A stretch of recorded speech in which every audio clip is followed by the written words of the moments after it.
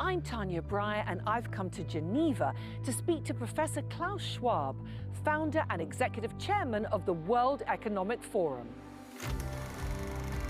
It began life as the European Management Symposium back in 1971. The idea then as now was a simple one: gather different people together to discuss current global issues and brainstorm solutions to the challenges we all face. By the end of the decade, it had truly gone global. It helped bridge the gap between the Arab world and the West, and it also turned east as one of the first to fully engage and partner with China. By the time it changed its name to the World Economic Forum in 1987, history was being made.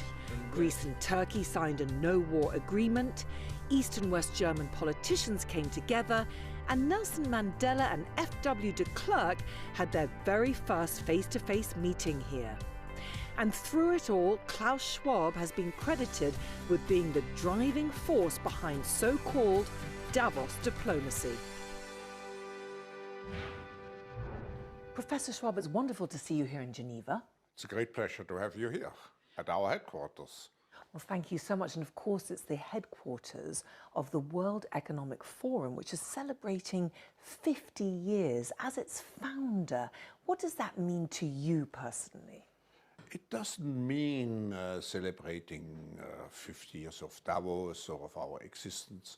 For me, it means to celebrate 50 years of the stakeholder concept, of stakeholder capitalism, because I wrote a book in 1970 and conceptualized, probably for the first time, what we call today stakeholder capitalism.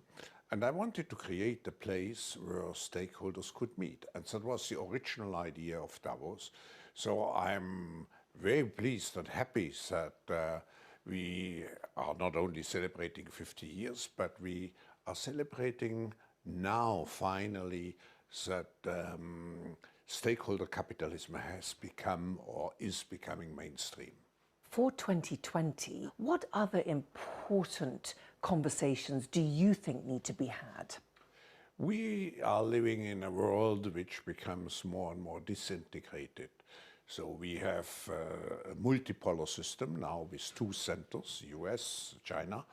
We have other emerging poles like India and so on. So how to keep such a multipolar, multi-conceptual world together, I think will be at the forefront. Some people would say multilateralism has to be again cultivated in Davos. But I see also, I would call it that we have urgency in emergency related to the environmental issues, climate change, but also biodiversity and so on. We face an emergency situation. And we have not yet really the sense of urgency to address those issues. We see it now with the fires in Australia. And of course, it's relatively difficult to get such a sense of urgency if the stock markets are doing so well as we see now.